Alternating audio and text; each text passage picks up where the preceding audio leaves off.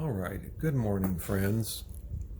This is Dennis Miracle, and today I'm going to be making basically this purse. I've made a little change to it, but it's going to look generally like this, and I'm calling it the Ribbon of Hope purse. And I'm going to have in my group a chart showing what colors of the ribbon for what diseases, and of course you can just change your fabric and change your thread, or change your thread to, for the different diseases, and have complementary fabric to the thread. So anyhow, that's what we'll be doing today, and let's get started. The first thing to do, I wanted to show you just a little tip. You might see I've got brown lines here on all four, and this is in case this thing drops out of the hoop. I can more easily get it back in, and I have had this happen before, and I had luckily made these marks, and I got it back in perfectly, and was able to continue with the project. So anyhow, the first thing I need to do, which I usually have done but I haven't today, is go and run the step number one, the placement stitches, which will show the exterior of the purse and the placement area for the zipper. So let me run and do that, and I'll be right back. All right, I'm back, and I hope you can see this. This is, of course, a gold thread I'm using, not metallic, just regular gold thread. So I'm going to take my zipper and attach it now, and you will center the plastic part of the zipper right here on this runway, right between these two lines here. So let me do that, and let me see, how does that work? Okay, I use number 3 zippers, nylon zippers. I never use metal, and I see that if it's a number 3 zipper, it should be 1 inch wide. If you will put your zipper, just the edge of the zipper up against this farthest line right here, the exterior of the bag, it should, if it's 1 inch, it should sit perfectly there, centered where it needs to be. But I know if you buy like I do from Amazon and different places, sometimes the zippers are not always 1 inch. They're a little over, a little under. So just watch the first time you do it and make sure that everything's working out okay. So I put one here at the top, one here at the bottom, and I put a little piece here just on the very edge, just to hold it. I don't want to get in the seam or the stitch line with it and have to pick tape out of the thread. So let me go and run this. I'll run step 2, which will stitch this zipper down. So hold on, be right back. All right, as you might be able to see, hopefully, the zipper has been tacked down, and it is just absolutely perfect in the center. So the next thing we have to do is turn the hoop over, make sure it's in the camera, and take your lining piece. I'm using this pretty blue fabric here, and I want you to take it and line it. There are 3 lines here which you can barely see, the top exterior line and the 2 zipper tack down lines. Take this and make sure that you're fine as far as the sides, centered with the sides in mind, but take this and place it about 1/4 inch beyond this farthest line here, zipper tack down line, and tape it. And now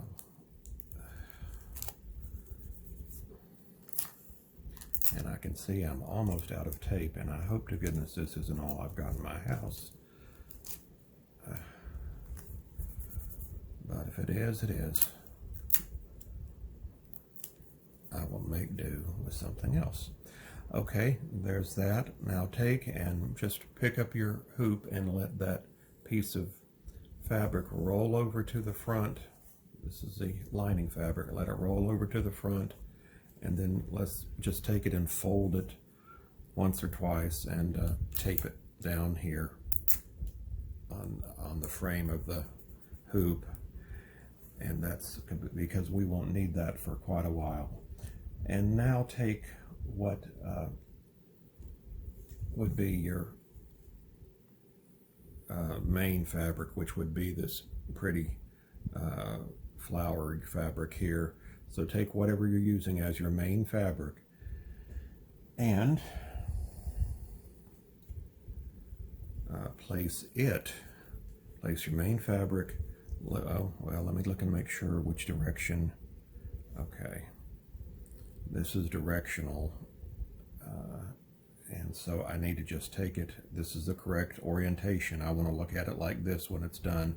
So just take and fold it back like this and place it. Now, since we have the zipper, we can see where the stitch line is going to be. So because we're on the front of the hoop, take your fabric and place it just at the edge of the zipper, and that'll give you your 1/4 inch, and tape it down.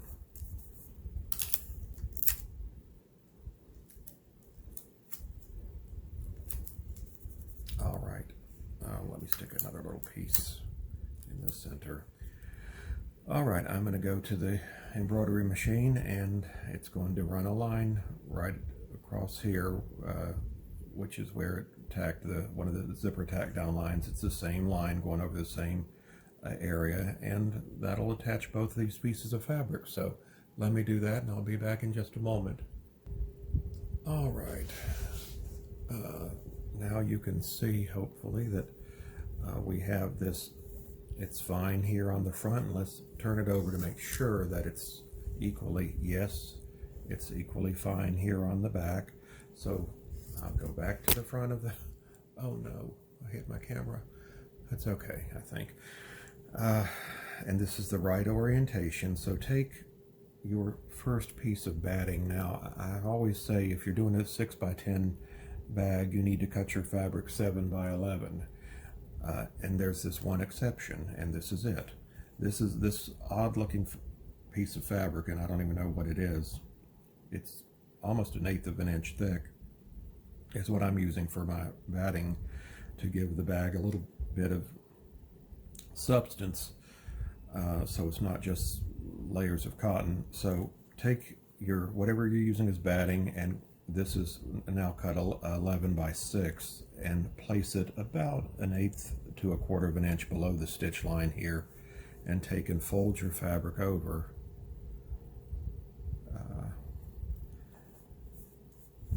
And give it a good hand press. In fact, I'm going to run to the iron and press this. I like there to be a nice crease right along here. So let me run and do that, and I'll be right back. Okay, I just went to the iron and put a nice crease in this line right here. And why is it? Okay. Anyhow, now the next thing I'm going to do is take it to the embroidery machine, and it is going to stitch all the way right under the zipper here. It's going to stitch all the way around just to hold everything in place. It's kind of like a basting stitch, basically, just to hold things in place, because now we always, or in my bags at this point, we start doing our satin stitching and any other embroidering or quilting to do that we're going to do, but we start at this point. So let me run over and do the basting stitch, and I'll be right back. Okay, I'm back, and it is all tacked down nice, and it's completely tacked down, so it's looks very good. And the next step is when we start getting ready to apply our fabric for the what will be our applique piece. So the next step is going to just do a line of stitches either right on this line that's already here, or just, just by it, just beside it. And that's going to show you then where to put that's the placement stitch for your piece of fabric that will be for the applique. So let me run and do that, and I'll be right back. Okay, that stitch ran just almost directly over the prior line of stitches. One thing I want to mention, I'm using for this particular gold, it's a pretty gold, it's called Sand, and the manufacturer is Glide, Glide. I had a brand, I have some metallic, and I wanted to use metallic on another project several weeks ago, and I have a Baby Lock Solaris with the automatic threader, and I tried to thread with a particular metallic, which I can't recall which metallic brand it was, and I hit the threader button, and suddenly I wasn't looking down, I was looking somewhere else, because it always does its thing and I don't worry about it, and I heard a crunch. So I'm leery now of of using metallic thread on this machine unless you manually thread your needle, and I can't see worth a darn, so that's not easy for me to do. Anyhow, that was just a little parenthetical. That was totally unnecessary, and I apologize for taking your time with that. So now let me take my piece of my applique piece of fabric, and as I tell many people, I always cut 2 layers, because a lot of the stuff is so thin you can see right through it, especially on something that's as vivid and bright or as this red here. But anyhow, that's just my little practice of cutting 2 pieces of solid fabric that goes over, and that is being used over something as an applique, unless it's white or very, very light fabric underneath. So I'm placing this here, and this is a line. Obviously we want to have some overlap up here at the top, and I'm going to take it back over there and let this be stitched down. So hold on, be right back. Okay, I ran the tack down for this applique piece, as you can see right here. I'm going to soon be trimming all of this up here, but not at this point. I'm going to wait till I have some more to trim, till I go to my where I'm going to trim at, my kitchen table. So I'm going to run the next step, which will be the placement stitch for the other part, for this V shape here. So let me run and do that, and I'll be right back. All right, that ran, of course, you see where it ran the V shape here, and so it was already tacked down, so that wasn't what I should have said. If I said tacked down, it was already tacked down, the piece of fabric. So that was just basically the placement stitch, just to hold it down. And now I'm going to take and do the trimming. I'm going to trim all of this off very close to this stitch line here on the top, get rid of this piece right here, and then continue on around and right up to the stitches without hopefully cutting into them. But if you do, it shouldn't be a problem unless you cut the entire thing. But I've cut it many times into them, and it should be okay. So let me go to my kitchen table where it's nice and bright and sit and do this trimming. I'll be back in a moment. Alrighty, I'm back, and you can see I've trimmed fair along the top here, not as well, pretty good. And then I got down here and I forgot what I was doing, and I meant to leave, let me see, on this side you can see this little piece here. I meant to leave this little piece here on the side so it would be caught up in the seam at the last round or two, or step or two. Hopefully this won't present an issue. It's I cut that off. Anyhow, you see I cut along here, and I must say I'm proud of myself. I did a good job for a change as far as close, but not too close. So the next thing I'm going to do is I'm going to take this to the back to the machine, and it's going to do the satin stitch on the bottom part of the V. We will eventually do a satin stitch across here, but I want to, I don't want to do that right yet. So we're going to do the V right here, satin stitch. So I'll be right back. Okay, you can see now the satin stitching in gold. I think it looks lovely. The next thing that we're going to be doing is there's this decorative line of stitching here, and I'm going to run that. And so that's the next thing. So let me go and do that. Okay, you can see the decorative stitching has been completed. And the next thing to be done is the actual ribbon itself in the center. And I had a little puckering on this first one I made as a prototype. So I'm going to do my little trick and see if this works. I take a piece of batting, whatever you're using as batting, and I just put it on the back here. Let me see, it would fit about right here. That should catch it. And I'm going to tape it down. Let me pull it down a little bit. Okay, I'm going to tape it down, and hopefully I've got enough tape to do this. All right. And I'm just going to give it a little, the design a little more fabric to bite into. Maybe it won't make a difference, but hopefully it will. It won't be quite so puckery, but anyhow, you saw what I did. I just taped this down on all four sides, and I'm going to take it back to the machine and run the pretty ribbon. So I'll be right back. Alrighty, I'm back, and I'm pretty happy with that. There's not too much puckering, so I think sticking this extra piece on the back was a good idea. You could take and trim it, but I'm too lazy to do that, so I'm just going to leave it like it is. It's going to be covered anyhow. It's not going to make a difference. So the next thing we do is we are going to get to this, but this covering this up here, but just we got one more step, so I haven't forgotten it.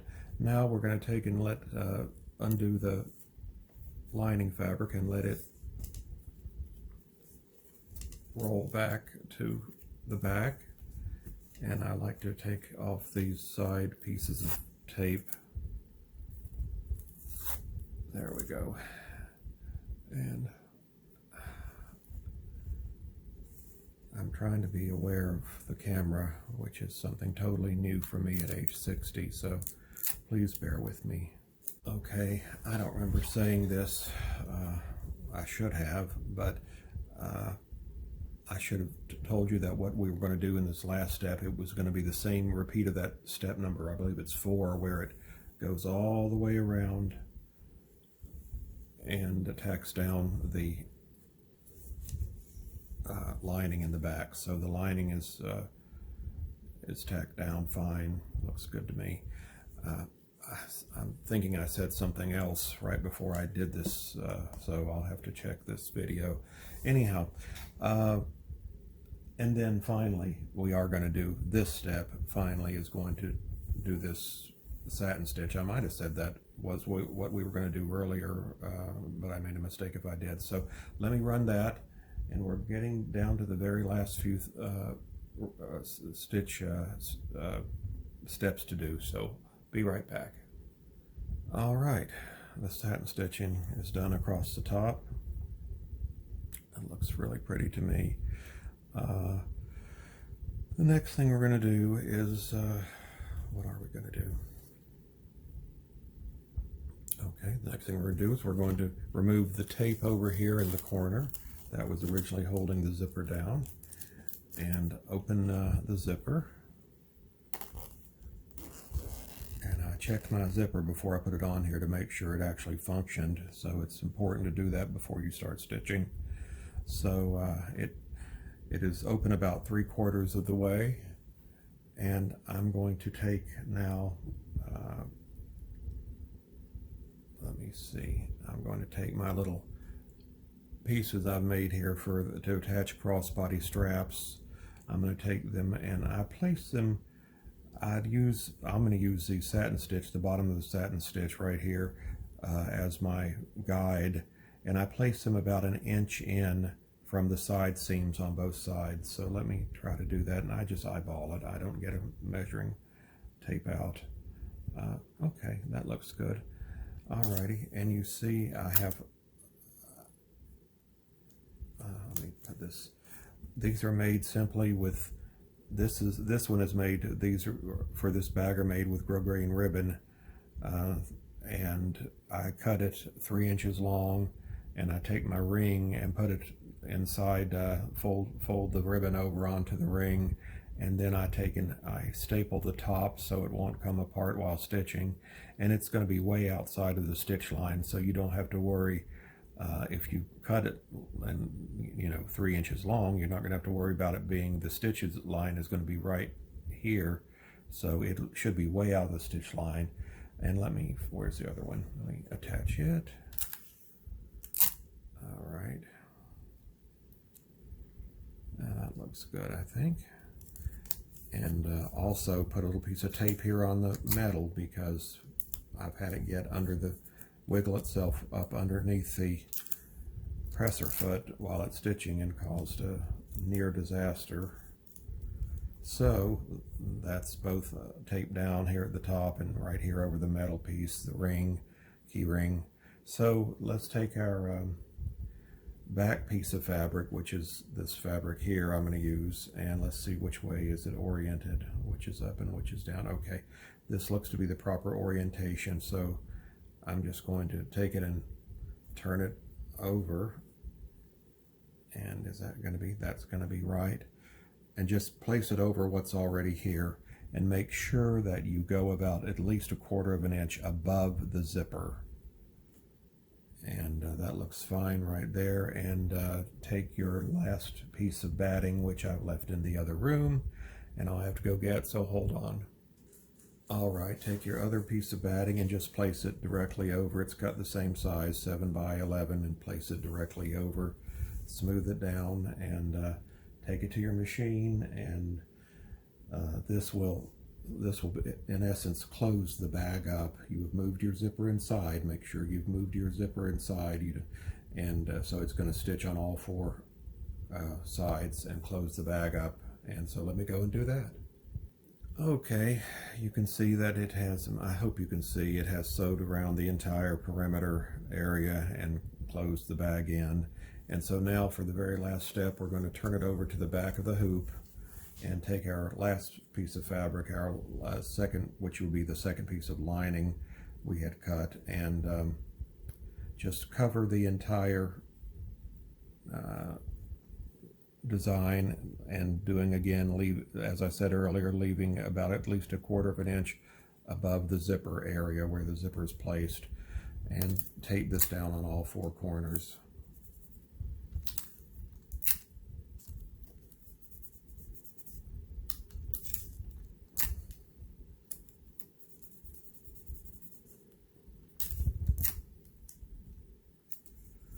All right, I don't know if, hopefully some of that got in here. I taped it on all 4 corners. So now I'm going to take and run the last step, which is step number 14. So I'll be right back.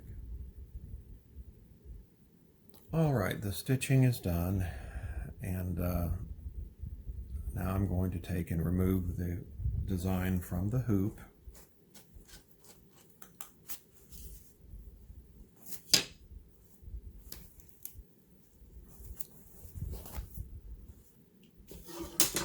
Set the hoop aside, and you can see what this last stitching did. It left a nice wide gap here to put your hand to turn the bag. So I'm going to take at this point, and I go in like this at an angle right here where the stitching starts or stops depending on your perspective.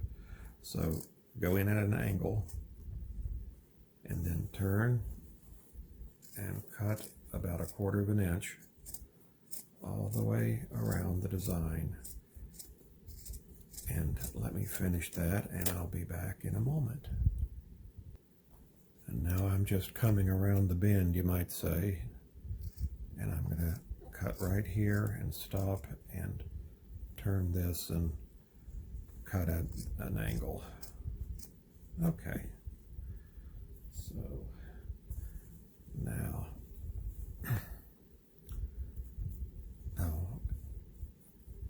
and this needs to, you need to pull back these 2 pieces. You see where the stitch line is, pull back both these pieces of lining and take your scissors and cut the rest of this off, because it has served its purpose. And so just cut it about 1/8 of an inch above the stitch line. So, alrighty, that's done. It's all trimmed off. Oh, there's a piece down here that needs fixing. All right, that looks good to me.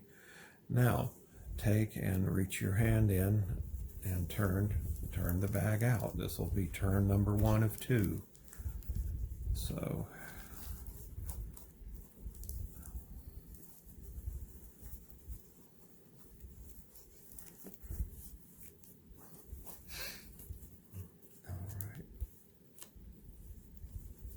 okay, all right, now, here we are. Now, what I do now is I go to my iron and iron it, number 1. Iron it, flatten it out, and take this, a shorter, there's always a shorter and a longer piece of lining, at least with my bags. Not sure about anybody else's, but so take this shorter piece and tuck it in. Run your iron across here, flatten it out, and then when you do that, after you've done that, take and tuck this longer piece in, and make sure that these little tabs I've cut on the side, little angled pieces, go in back over in this side, and that should help hold it in a little better, which I'm not so sure that actually works, but it should. So go and take, and then when you get them nice, pretty much equal together there, take in your iron and iron this down. So let me go do that. Okay, you can see I've got this all ironed down. I like this to go in a little farther than it's going in, but oh well, it'll just have to not quite be the way I like it. But I'm going to take it to the sewing machine about a foot from here, and I'm going to sew the gap closed. So let me do that. All right, I'm back, and I have sewn the bottom shut. Last thing we need to do is remove the whatever batting or whatever stabilizer you've used from the zipper area. And since I use just paper towels, it comes loose very easily.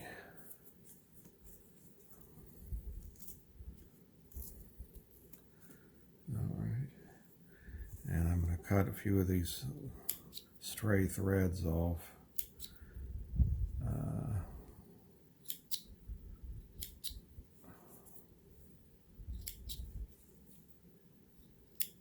Okay.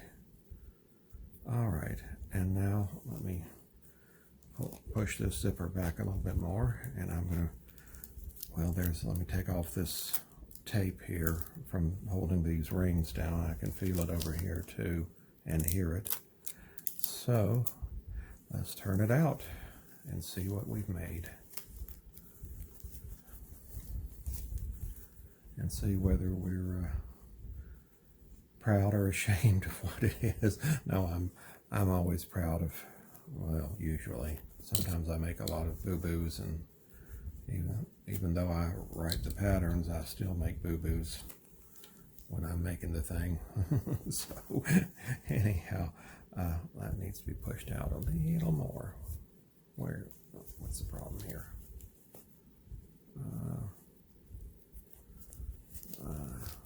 Okay. Get out. Get. Okay. All right. Okay. Okay, all right. Let me close, make sure this is turned, and press down, make sure this is all the way out over here. Turn, put your finger in there and make sure that's all the way out. I'm going to now take it and close it up and take it and give it a good thorough pressing and try to get this end out a little bit more with maybe something I have, a seam ripper. Don't know why that's not coming out very well, but I'm taking and press it, and I think it looks beautiful.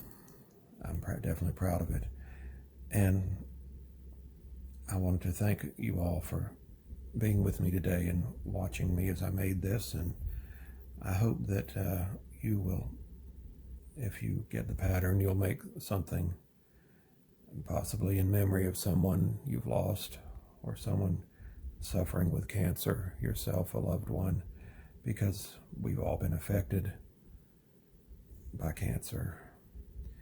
And I lost my father when I was 15 years old to colon cancer, which has been 45 years. So I think every day about him. That's life. So thank you again, and I hope you have a great day, and I hope to be back tomorrow, the next day, with a new design and a new tutorial. Have a great day. Bye-bye.